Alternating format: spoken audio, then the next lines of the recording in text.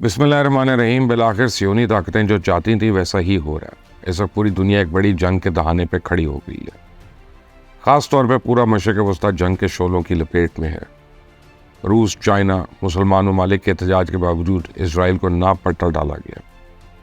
الٹا اتنی حالت شری دی گئی کہ اس نے لیبنان پہ بھی حملہ کر دیا۔ یوں اقوام متحدہ سے لے کر سفارتی محاذ تک تمام کوششوں کو کر لینے کے بعد آخر میں جب صبر کا پیمانہ لبریز ہوا تو ایران نے منگل کی شام کو اسرائیل پر سینکڑوں بیلسٹک میزائل داغ دیے، جسے اسرائیل کے دارالحکومت تل ابیب اور مقبوضہ بیت المقدس میں 2 درجن دھماکے ہوئے۔ تو اس دوران اسرائیل بھر میں سائرن بجتے رہے اور تمام شہریوں کو محفوظ مقام پہ منتقل ہونے کا حکم دیا گیا۔ جب تہران ٹائمز کے مطابق ایران نے میزائل حملوں میں اسرائیل کے F-35 جہازوں کے اڈے نیو ایٹم ایئر بیس کو نشانہ بنایا، تو دوسری جانب ایرانی میڈیا نے ایک ویڈیو جاری کی جس میں اسرائیل پر نامعلوم مقام سے داغے گئے 400 میزائل میں سے کچھ کو لانچ کرتے ہوئے دکھایا گیا۔ تو پاسداران انقلاب کے مطابق ایران نے پہلی بار ہائپرسونک الفتح میزائل کا استعمال کیا اور دعویٰ کیا کہ ایران کے 90% میزائلز نے کامیابی سے اسرائیل میں اپنے اہداف کو نشانہ بنایا۔ دوسری جانب اسرائیلی فوج نے دعویٰ کیا کہ اس نے ایران کی جانب سے فائر کیے گئے بیلسٹک میزائل سے بڑی تعداد کو فضا میں ہی ناکارہ بنا دیا۔ تو حملے سے پہلے اسرائیل کا فضائی دفاع مؤثر اور سسٹم الرٹ تھا، جبکہ امریکہ نے بھی دفاع میں حصہ لیا، اس لیے ابھی تک حملوں میں کوئی جانی نقصان کا تو اطلاع نہیں ملی۔ ابھی حملہ کتنا مؤثر تھا اور کتنا نہیں، جانی اور مالی نقصان ہوا یا نہیں، اس بحث سے ہٹ کر میری نظر میں تو تیاری شروع ہو گئی ہے کہ اب اس کے بعد ایران کو ٹارگٹ کیا جائے۔ تو اس سلسلے میں نیتن یاہو نے کھل کر کہہ دیا ہے کہ اپنے اصول پر قائم رہیں گے کہ جو بھی ہم پر حملہ آور ہوگا ہم اس پر حملہ کریں گے۔ تو ایران نے بڑی غلطی کر دی، ایران کو اس کی قیمت ادا کرنی پڑی۔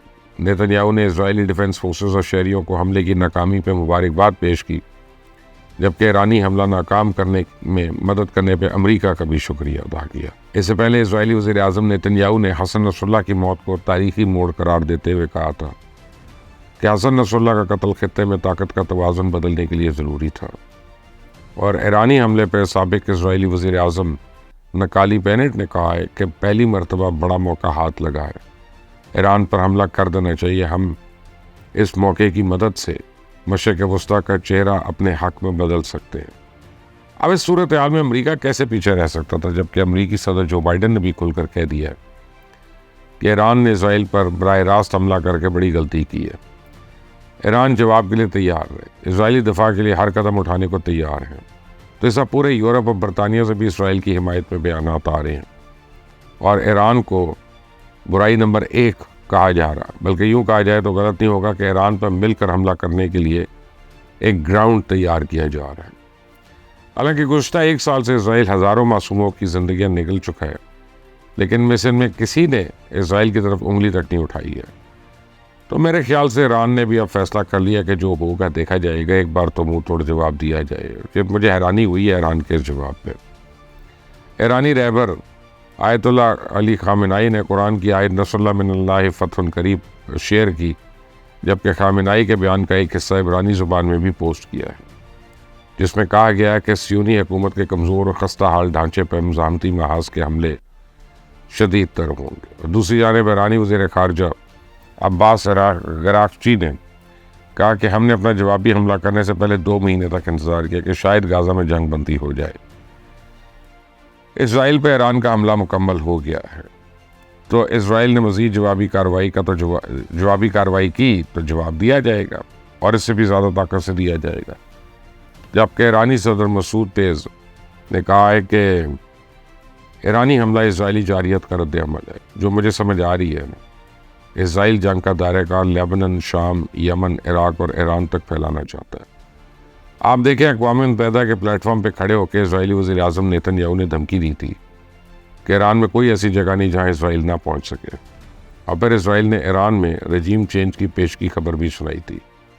مطلب یہ کہ امریکہ اب اسرائیل کے پردے میں ایران کے ساتھ کوئی نئی بڑی واردات ڈالنے والا ہے۔ حوثیوں پہ مسلسل حملے ان کی کمزوری اور نتیجتاً شمالی یمن میں عوامی سطح پر بے چینی بلکہ انارکی کی طرف لے جائیں گے۔ اس کا فائدہ سعودی اتحاد اٹھا سکتا ہے، جس نے پہلے ہی الحدیدہ کی بندرگاہ کے 3 طرف سے محاصرہ کر رکھا ہے۔ تو شمالی یمن کا جنوبی حصہ طاغوس کے شہر تک پہلے ہی سعودی اتحاد کے قبضے میں ہے۔ ایران جنگ تو نہیں کرنا چاہتا، وہ جنگ کر کے بھی نہیں کر سکتا۔ جس ملک کے پاس فضائی دفاع کا نظام ہی نہ ہو، اور جو ملک دشمن ملک پہ ہزاروں ڈرون اور میزائل داغے اور وہ سب کے سب آتش بازی کے پٹاخے ثابت ہوں، وہ جنگ کر بھی نہیں سکتا۔ اسرائیل کے لیے تو آئیڈیل صورتحال یہ ہے کہ امریکہ، برطانیہ، رشیا، چائنا، ٹرکی، عرب ممالک سمیت سب متعلقہ طاقتیں اس کی لپیٹ پر ہیں، کچھ کھلی حمایت کے اعلانات کے ساتھ، باقی مذمت کے پردے کے پیچھے سے۔ تو اب جو ایران نے کرنا تھا کر دیا، اسرائیل نے بھی جو جوابی رد عمل دینا ہوگا لازمی دے گا۔ لیکن ایک سوال جو میرے ذہن میں کل سے آ رہا ہے کہ اسرائیل کے ساتھ اس وقت امریکہ سمیت پورا یورپ کھڑا ہے، بلکہ کچھ اسلامی ممالک بھی ہاتھ باندھ کے کھڑے ہیں۔ سوال یہ ہے کہ ایران کے ساتھ کون کھڑا ہے؟ کہنے کو تو 57 اسلامی ممالک ہیں، بلکہ غیرت تو اس کی ایک پہ نہیں ہے۔ ہم بار بار یہ پروپیگنڈا سنتے ہیں کہ ایران جب بھی حملہ کرتا ہے کوئی نقصان نہیں ہوتا۔ اس کی وجہ شاید اسرائیلی ٹیکنالوجی ہے، جن میں بہت آگے، ان کا ایئر ڈیفنس سسٹم بڑا تگڑا ہے۔ دوسری جانب ایران کے پاس فضائیہ تو ہے ہی نہیں۔ تو آپ دیکھیں، اسرائیل ایران کی سرزمین پر اس کی کئی نیوکلیئر سائنٹسٹ کو ہلاک کر چکا ہے۔ اسماعیل ہانیہ سمیت کئی جنرلز کو اسرائیل نے ایران کے اندر حملہ کر کے شہید کیا۔ رد عمل میں ایران صرف ایک میزائل چھوڑ سکتا ہے، جو کہ ہمیشہ اسرائیلی ایئر ڈیفنس سسٹم گرا دیتے ہیں اور کوئی نقصان نہیں ہوتا۔ یوں عالمی تجزیہ کاروں کی یہ رائے درست ہے کہ اسرائیل کو ایران کی طاقت کا پتہ ہے، جبکہ ایران نے خطے میں جو تھوڑا بہت اثر و رسوخ بنایا ہے وہ اپنی پراکسیز کے ذریعے بنایا تھا۔ اس کو اسرائیل ختم کرنے کے درپے ہے۔ ایک ایک کر کے ایران کے تمام مفادات کو زخم پہنچائی گئی ہے۔ اب کل رات سے ایران کو اسرائیل سمیت امریکہ کھلی دھمکیاں لگا رہا ہے، مگر تمام اسلامی ممالک دھنیا پی کے سوئے ہوئے ہیں۔ تو اگر کوئی بات کر رہا ہے تو وہ رشیا ہے، وہ بھی ڈائریکٹ بات نہیں کرتا، پر بار بار اس جانب توجہ مضمون کرا رہا ہے کہ اسرائیل کو نہ روکا گیا تو دنیا بڑی جنگ کا سامنا کر سکتی ہے۔ لیکن مجھے ایسا لگتا ہے کہ دنیا کے بڑوں نے اب اس کی پلاننگ کر لی ہے۔ ایک بار پھر دنیا کا نقشہ بدل جائے گا اور اس بار میدان جنگ مشرق وسطی ہی ہوگا۔ وہاں مزید بندرباٹ کی جائے گی، کیا پتہ اس بار پھر نئے ملک پیدا ہو جائیں، جبکہ اسرائیل کو وہاں کا پولیس بنا کر بٹھانے کا پلان ہے۔ دراصل امریکہ نے اسرائیل کی شکل میں مشرق وسطی میں اپنی ایک پراکسی تیار کی ہوئی ہے، جس کے ذریعے پورے خطے میں بدامنی پھیلا رہا ہے۔ لیکن اس سلسلے میں بین الاقوامی برادری اور عالمی اداروں کا کردار افسوسناک ہے۔ اس سے بھی زیادہ گھناؤنا کردار تو مسلم ممالک کے وہ حکمران ادا کر رہے ہیں جو کھوکھلے مزاحمتی بیانات جاری کرتے یہ سمجھ رہے ہیں کہ ان کے ذریعے اپنا حق ادا ہو رہا ہے۔ تو 5 صدی سے زائد عرصے سے جاری ناجائز صہیونی ریاست کی کارروائیوں سے یہ واضح طور پہ پتہ چلتا ہے کہ یہ مسئلہ مذاکرات سے تو حل ہونے والا نہیں ہے، اور اس کے لیے مسلم ممالک کو اکٹھے ہو کے میدان عمل میں اترنا پڑے گا۔ امریکہ کبھی بھی اسرائیل کو تنہا تو نہیں چھوڑے گا۔ اس اعتبار سے امریکہ دنیا کو بیوقوف نہیں بنا رہا، بلکہ وہ دھڑلے سے غزہ میں نسل کشی کرنے والی ریاست کی پشت پناہی بھی کر رہا ہے۔ ایک سپر پاور ہونے کا کم از کم اتنا فائدہ تو ہونا چاہیے نا کہ تضادات سے بھرپور خارجہ پالیسی کا دفاع کرنے کے بجائے اسے علی اعلان جاری رکھا جائے۔ تو امریکی حکومت تو اتنی طاقتور ہے کہ اسے اپنے اصلی عزائم چھپانے کی کوئی ضرورت نہیں۔ لیکن اسرائیل اور ایران کیونکہ عالمی طاقتیں نہیں ہیں، اس لیے وہ پورا سچ تو نہیں بول سکتے۔ تو اگر دنیا کی بڑی طاقتیں اور اسرائیلی قیادت کو سیدھا کرنا چاہیں تو 1 منٹ میں کر سکتی ہیں، کیونکہ اسرائیل عالمی برادری سے الگ تو اس کا وجود ہی نہیں ہے۔ تو اسی بین الاقوامی کمیونٹی کا حصہ اگر امریکہ اسرائیل کی حمایت بند کر دے اور یورپین یونین اسرائیل پروڈکٹس کا بائیکاٹ کر دے، حتیٰ کہ صرف مسلم امہ ہی اسرائیل کی اشیاء کا استعمال بند کر دے، تو کیا اسرائیل کے لیے معاشی بقا کا کچھ سامان رہ جائے گا؟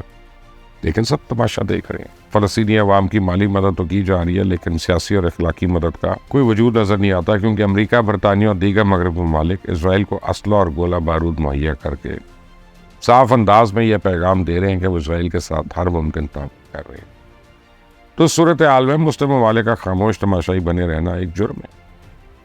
اسرائیل مشرق وسطی میں جس طرح جنگ کو بڑھا رہا ہے، اس صورتحال کو عالمی طاقتیں اور ادارے بالخصوص اقوام متحدہ کے لیے تشویش کا باعث ہونا چاہیے۔